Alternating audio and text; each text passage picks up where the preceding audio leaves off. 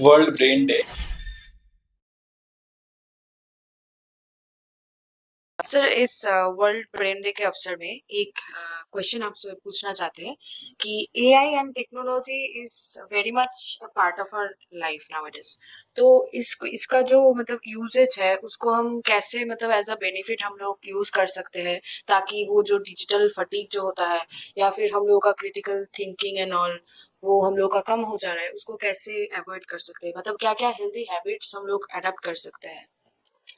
तो बेसिकली आज हमारे पास इतना सारा इंफॉर्मेशन है, from news feeds, video logs, Instagram post and इतने सारे एआई जनरेटेड हमारे पास नॉलेज अवेलेबल है। तो इन सब के एब्जॉर्प्शन के बाद कहीं ना कहीं हमारा ब्रेन जो है बहुत फटीग फील कर सकता है, या फिर जो इन्फॉर्मेशन है कभी बार बहुत ओवरवेलमिंग फील कर सकते हैं।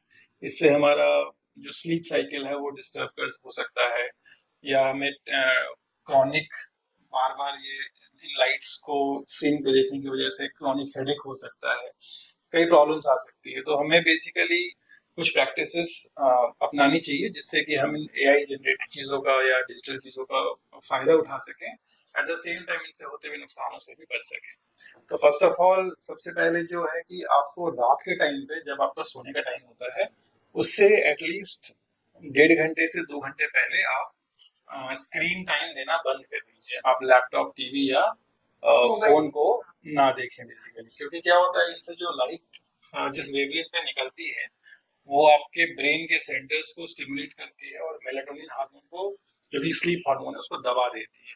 तो हमारा स्लीप इससे डिस्टर्ब हो जाता है, नेक्स्ट डे हम फटीग फील करते हैं। तो first of all we should do this. Then second thing कि हमारा ब्रेन जो है ना, कई बार हम जो कहते हैं मल्टीटास्किंग कर रहे हैं, brain is not capable of multitasking. हमारा ब्रेन मल्टीटास्क नहीं करता है, एट ए टाइम एक ही टास्क पे फोकस करता है।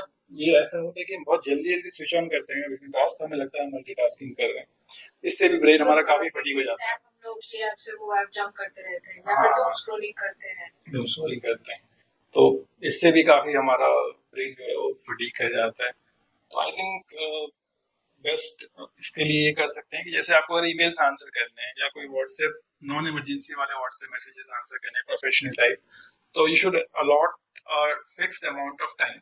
सपोजेटली आपने दिन में 2 टाइम आपने अलॉट कर दिए, मॉर्निंग का 10 AM या शाम का 5 PM। इन 2 टाइम में ही मैं स्क्रीन एक्सेस करूंगा, और एक रूटीन के हिसाब से, नॉट एवरी टाइम कि आपके पास एक मेल आता है तो आप उसको आंसर करने चले जाते हो, जिससे हम basically screen time maximum avoid कर सकें। द थर्ड थिंग इज कि मतलब जब हम कॉन्स्टेंटली सोचते रहते हैं, इंफॉर्मेशन लेते रहते हैं, तो बहुत ज्यादा ये ओवरवेलमिंग फील करता है हमें। हमारा जो ब्रेन है, हमारा बॉडी, सब कुछ काफी वो टायर्ड फील करता है, टेंशन क्रिएट होता है, मसल टेंशन क्रिएट होता है, टेंशन टाइप हेडेक हो जाता है, लाइफस्टाइल बेसिकली खराब हो जाती है, हार्ट रिलेटेड रिस्क बढ़ जाता है।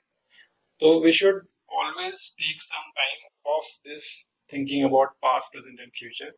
एंड जैसा कि हम कहते हैं कि we should live in the now. तो how can we do this, मतलब हम कैसे कहें कि हम वर्तमान में रहें। जैसे अगर हम डेली कुछ टाइम एक्सरसाइज या प्लेफुल एक्टिविटीज को दें, आप फिजिकल एक्टिविटीज को, मतलब कभी आपने देखा है कि कोई फुटबॉल खेल रहा है तो वो पुरानी चीजों को सोच रहा है, या फिर कभी ऐसा नहीं होता। He is always thinking about that moment. Football खेल रहा है या क्रिकेट खेल रहा है या वॉलीबॉल, जो भी जिसका मन है, या एक्सरसाइज कर रहा है, जिम ट्रेनिंग कर रहा है, तो we should always allot some time of our day, कुछ टाइम हमें देना चाहिए to this exercise and playful activity. At least कहते हैं हफ्ते में 3 से 4 दिन आपको 45 मिनट्स ऑफ एक्सरसाइज करना चाहिए पर सेशन। तो daily at least half an hour आप कर लेते हैं एक्सरसाइज में, जिसमें थोड़ा सा अगर आपका कार्डियो रिलेटेड एक्टिविटी भी इन्वॉल्व, थोड़ा सा वेट ट्रेनिंग हो, तो it is good for health. तो एटलीस्ट ये 3 बेसिक प्रैक्टिसेस हैं वो आप कर सकते हैं, जिससे कि आप जो डिजिटल इनोवेशन से हम फायदा उठा सकते हैं, एट द सेम टाइम उससे होते हुए जो नुकसान है उसको हम अपने लाइफ स्टाइल को इफेक्ट नहीं करने देंगे। Okay sir, thank you.